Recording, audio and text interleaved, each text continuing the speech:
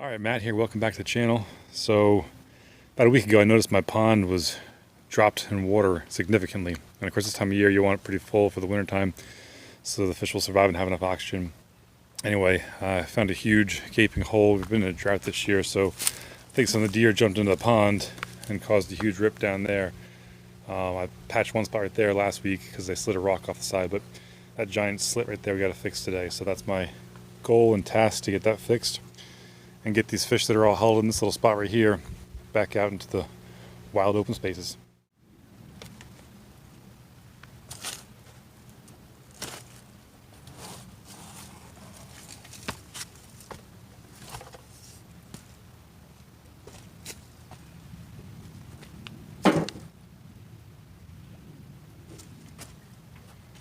Use some acetone to clean up all the dirt here.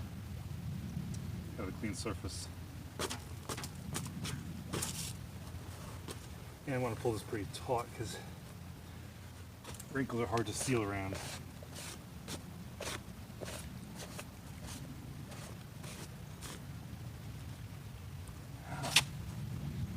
going to be a pain.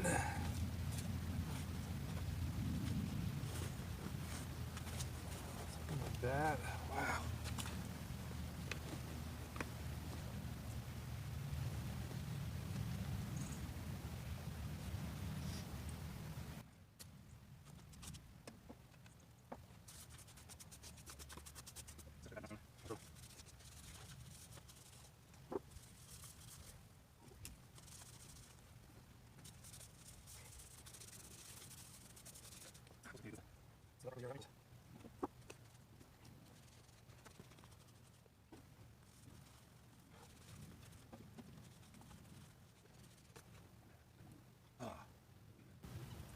It's not going to be an easy patch job.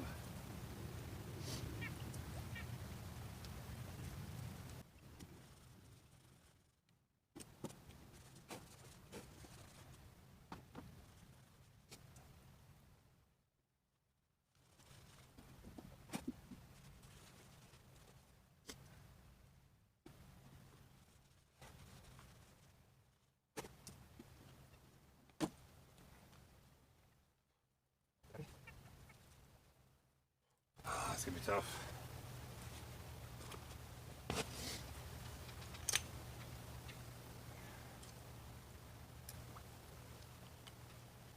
I'm using today's Eternabond. It's like an RV roof sealant for EPDM type roofs. It's not the optimal patch, but it does. I've used it in the past, seems to work pretty well. I also put some sealant around the edges as well, but that's what I have for my RV repairs, so that's what we're going to use today. Hopefully it lasts.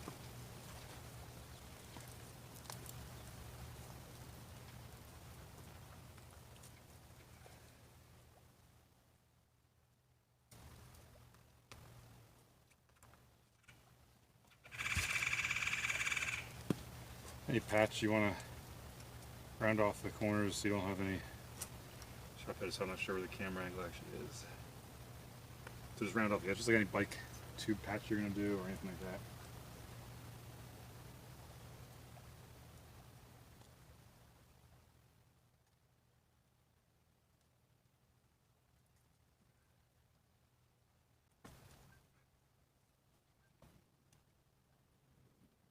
Okay. This is a peel and stick type application. There's a coating in the back. Just want to double check my there, right here.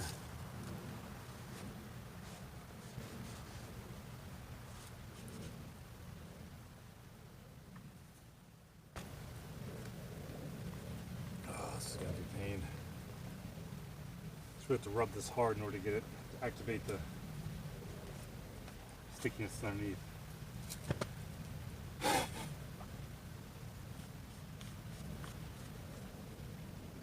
It's also pretty cold outside, so I'm just gonna take a hairdryer and heat up this rubber. I don't know if this helps or hurts, but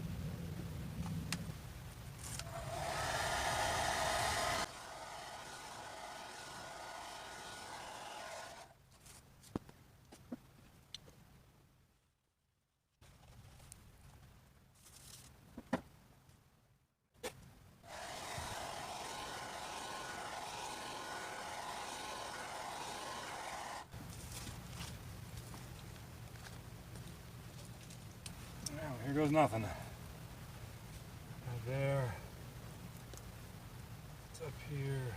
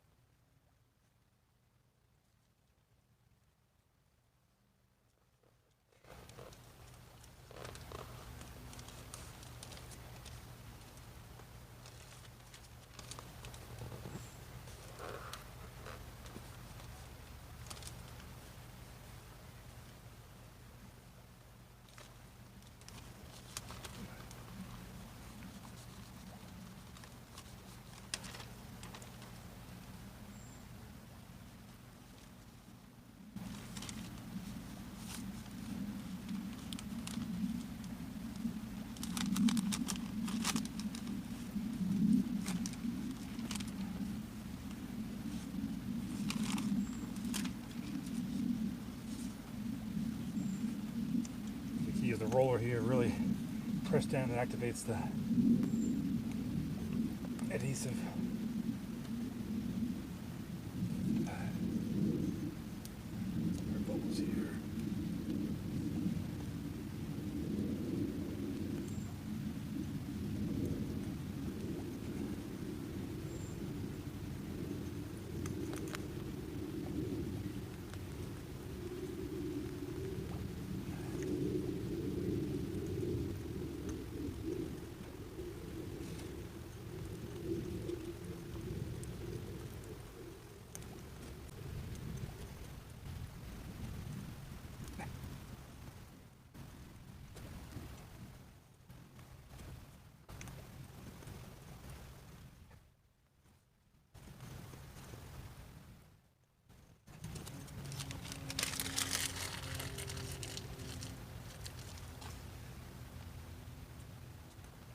So the slit is from here up to, you can kind of see the outline with this as I can from my angle. So anything outside here is just more area. Just trying to get a good seal on. We're in the key area to really get a good seal on, right around there. You don't want the thing lifting up from the edges, so we're gonna put a little caulk around the outside as well. Try and help that. What we're doing here today.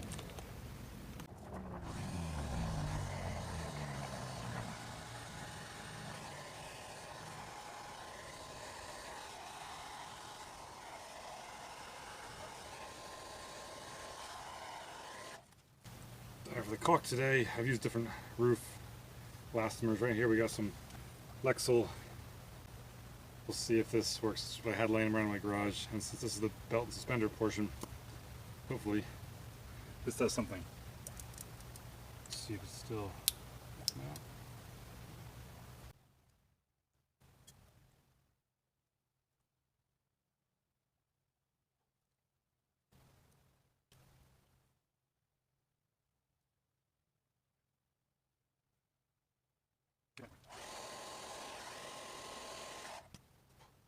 Nope, that's it. Let it dry for a day, and then we'll start filling up. I'll bring a video back when we got some water in it. Hopefully it starts holding. Ooh. I use old golf tees to try and seal up my caulk guns. I'm not sure if you see that, but push that down. It does a pretty good job making it last. I'm sure there are better ways out there, but that's all I do.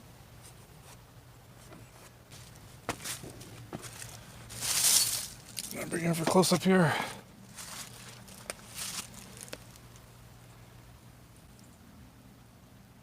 Eternabond, Lexel around it. Again, I was out of roof cement, but here's a patch I did last week when the deer knocked the rock from up there, came down and put a hole in it. I thought that was the only hole. The pond kept going down though after I've repaired that, so I found this giant hole down here. So anyway, got a couple massive koi and a whole bunch of goldfish over here with 2 aerators. Trying to keep them alive in about 1.5 foot of water right here, so I want to get this pond filled back up quickly here. Alright, stay tuned. Alright, so again, this is the pond location.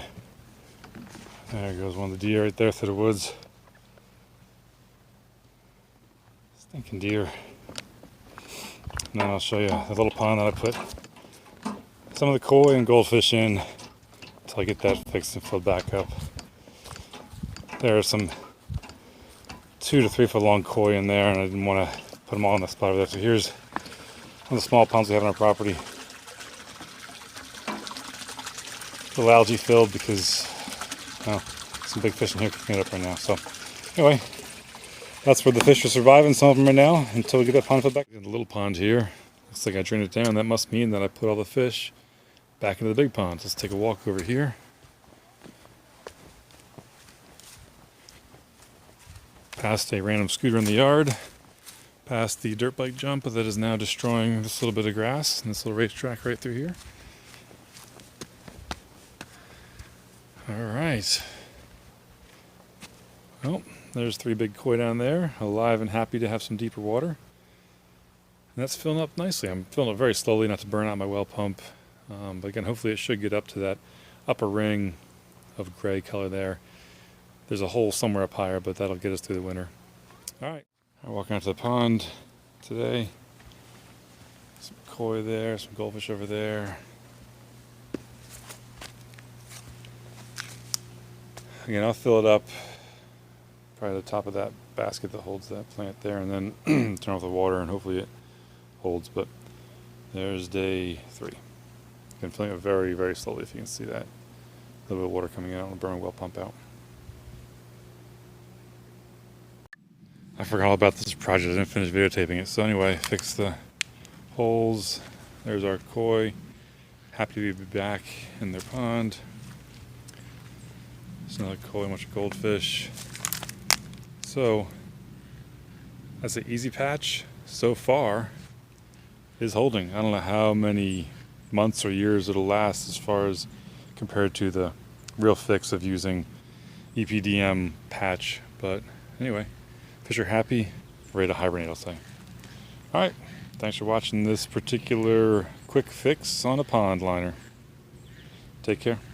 And here's a small pond where some of the fish were hanging out for about a few days while I patched and filled the other one. So this one's now empty. I got all the fish out of this one and put it back in the big pond. There's sunrise.